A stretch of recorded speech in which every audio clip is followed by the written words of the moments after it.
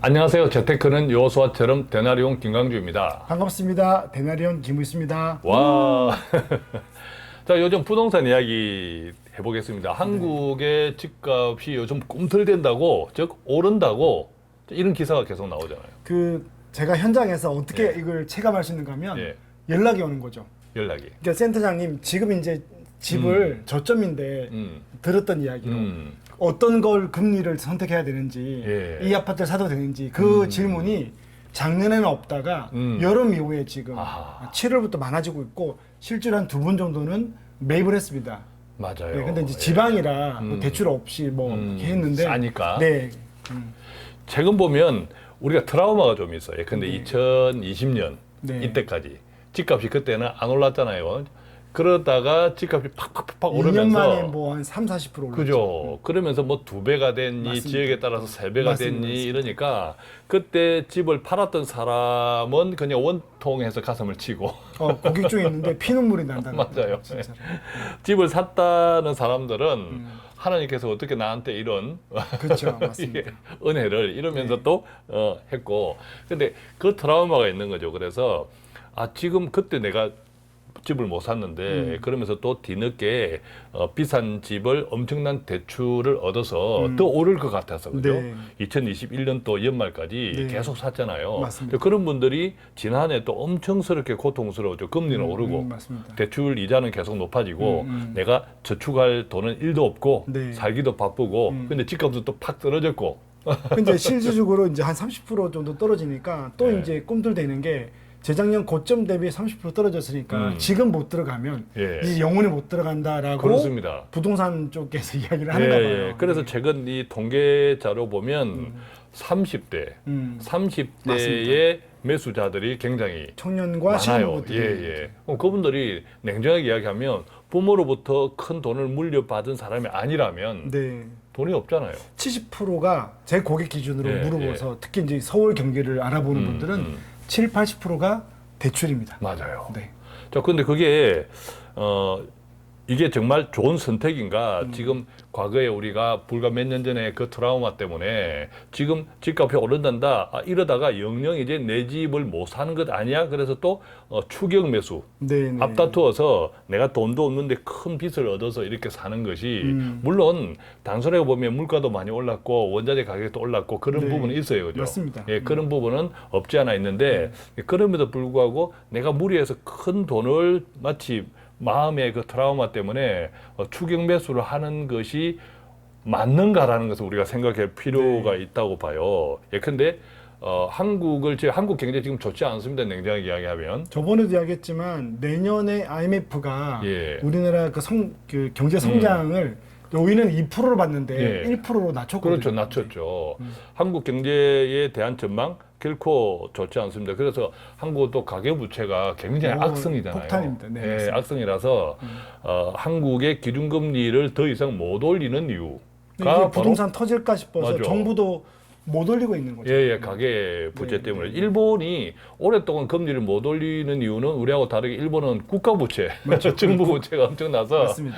이자를 1% 올려도 뭐 어마어마한 네, 또 네. 정부 지출이 생기니까. 근데 한국은 반대로 정부 부채보다는 가계 대출이 엄청 많다면 이 네. 가계 대출이 많으면 금리를 올리면 비용이 많아지고 그러면 소비가 안 되잖아요. 그죠. 경제 성장이 둔화되는 거죠. 소비가 안 되니까 내수가 안 되니까 요즘 가뜩이나 수출도 좋지 않은데 맞습니다. 내수까지도 안 좋으니까 상저하고라고 해서 하반기에는 수출은 조금 회복된다고 하는데 내수 때문에 내수는 오히려 떨어진다고 다 전망을 해요. 맞습니다. 근데 수출도 지금 무슨 문제가 생겼습니까? 우리나라 수출의 원투펀치인 중국. 중국하고 네.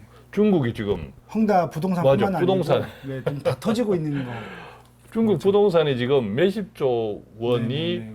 물렸습니다. 그죠? 네. 예. 그 위안화의 그 위안화 가격도 이전 그 IMF 수준으로 지금 떨어져 있는 거죠. 그렇죠. 그러니까 한국의 원달러 환율은 한국의 원화는 위안화하고 네네네. 같이 연동되어 연동되는 있잖아요. 거죠. 네. 아무래도 이제 우리가 수출 이런 경제 맞습니다. 교육이 많다 보니까 그러니까 원달러 환율도 한국의 원화 가치가 계속 떨어지는 거죠. 국내 문제도 네. 있고 중국과의 맞습니다. 문제도 있고 네. 그런 등등인데 오늘 우리가 이제 이야기해보고 싶은 것은 자 한국의 집값은 오른다고 모든 언론들이 다 자꾸 이제 바람을 잡아. 네. 바람을 잡고 불안하게 하는 여기에 우리가 2, 3년 전에 트라우마가 있어서 이러다가 그렇죠. 영영 내 집을 못 사나 해서 또 추경 매수를 많은 특히 30대들이 해. 맞습니다. 내 돈도 없는데 70% 대출을 빵빵하게 얻어가지고 자, 이런 형편에서 중국은 지금 이제 엉망이에요. 부동산 특히. 맞습니다. 자, 미국은 어떤가요? 미국도 지금 상업용 부동산은 좀 예. 어렵고 예. 특히 미국도 아시다시피 지금 5.5 정도가 기준금리거든요. 근데 문제는 우리가 채권 이야기할 때도 이야기를 몇 번 했는데 예. 올해까지 이 미국의 금리를 떨어뜨릴 마음이 없는 것 같고 예, 마음이 오히려 없어요. 지금 더 올릴 9월 달에 그렇죠. 0.25가 올라간다 그러면 예. 5.75거든요. 그럼 미국도 이제 모기지 금리가 그렇죠. 오를 거고 그러면 어려워지는 거죠. 지금 현재 미국의 주택담보대출 금리도 네. 2002년 이후에 네. 최고치라고 해요. 네, 맞습니다. 2008년 2008년. 그렇죠. 네네. 2002년 이후 최고치라고 네네네. 하는데 네.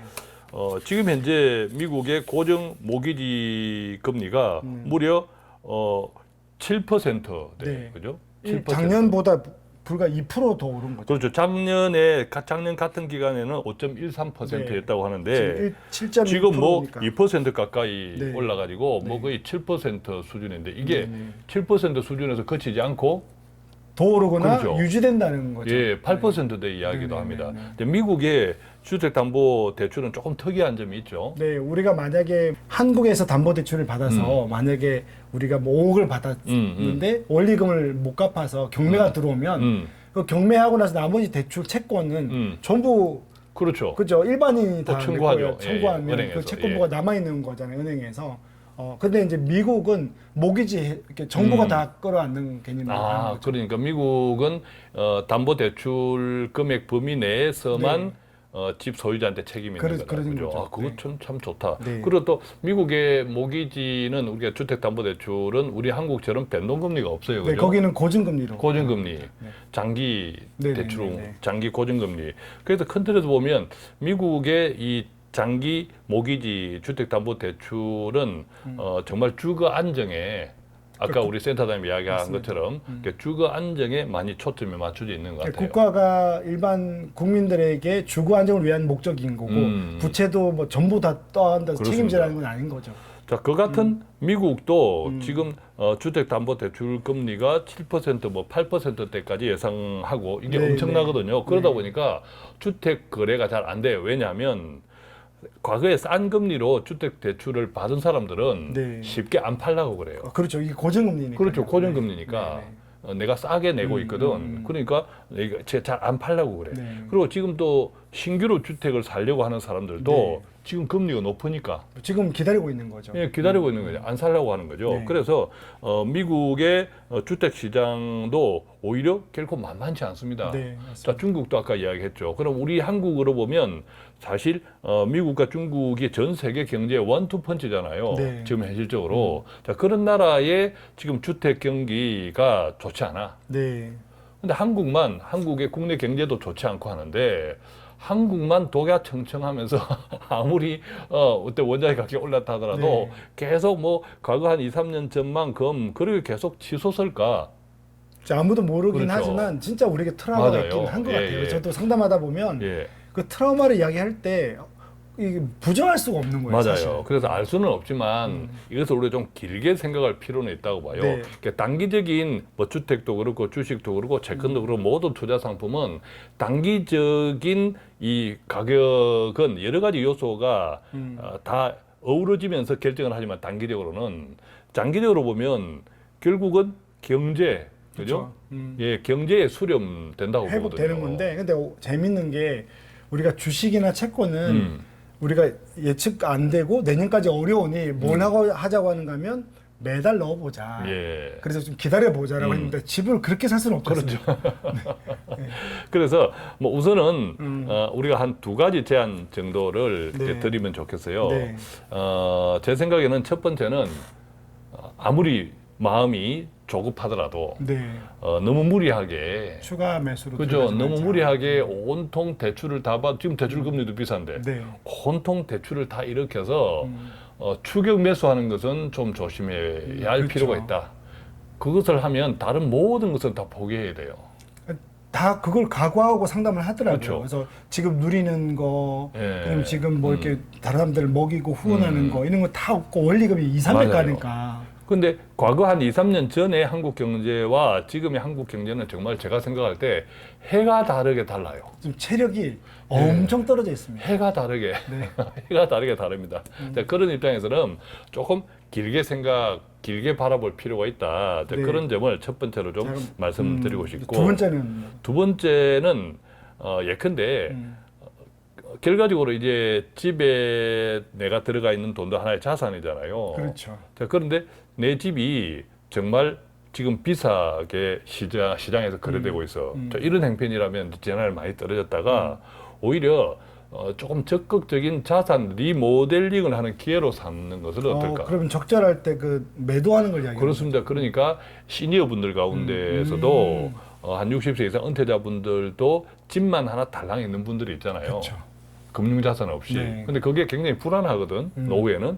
그랬을 때 집이 조금 이제 최근에 비싸졌다면 네네네. 이것을 팔아서 좀 금융자산을 만들고 또 조금 싼 집을 찾아서 거주를 하고 이런 등등 자산 리모델링 기회로 삼는 것이 좋지 않을까, 또 이런 생각도 좀 해봅니다. 그러니까 이 두 번째 말씀하신 것 때문에 제 고객 중에 이제 예를 들면 30평대 아파트 산다. 그 금융이 없다 그러면 지금 정도에 24평으로 옮기고 그렇습니다. 금융자산을 이용하고 또 필요하면 지금 이제 모기지 영모기지 주택연금을 좀 선택하고 예. 이런 것들을 할 수 있는 거죠. 왜냐하면 이제 이런 분들조차도 우리가 심리가 그렇잖아요. 한번 오르면 계속 오를 것 같고. 5년 뒤에 한다는 분도 있어요. 5년 뒤에. 그래서 지금은 또 지난해는 계속 떨어지니까 이거 빨리 팔고 싶어 이런 분들이 그렇죠. 있는데 요즘은 또 오른다고 하니까 기다리는 거죠. 이제는 안 팔겠어 또 오른대 이런 분들이 있거든. 그러다가 타이밍을 놓쳐버리는 경우가 있죠. 그래서 너무 지나치게 오를 것을 기대하는 것은 그 안에 내 안에 있는 담력일 수 있는 거죠. 또 너무 떨어지는 것을 두려워하는 것은 내 안에 있는 또 걱정의 사탄일 수도 있는 거죠. 그죠? 네. 염려와 두려움. 그런 것들을 우리가 크리스찬들이 잘 적절히 잘 분별하면서 멀리서, 네. 그죠? 멀리서 큰 틀을 좀 바라보는 그런 지혜들이 있으면 좋겠다, 이런 생각을 해봅니다. 자, 오늘은 이렇게 해서 당장 뭐 집값이 오른다는데 이런 전화들도 많고 문의들도 많고 지금 급하게 빚을 내어서 이렇게 사는 게 좋을까요? 이런 분들도 있고 우리의 과거 트라우마도 있고 뭐 그런 등등의 이야기를 조금 한 걸음 뒤로 물러서서 네. 그죠? 이렇게 바라보는 그런 시간을 가졌는데 내 집 마련 또 갈급해 하시는 분들 또 내가 가지고 있는 부동산 어떻게 해야 돼? 또 이런 걱정이 있는 분들이 도움이 되었으면 하는 바람을 가지면서 저희들은 여기서 마치겠습니다. 고맙습니다. 감사합니다.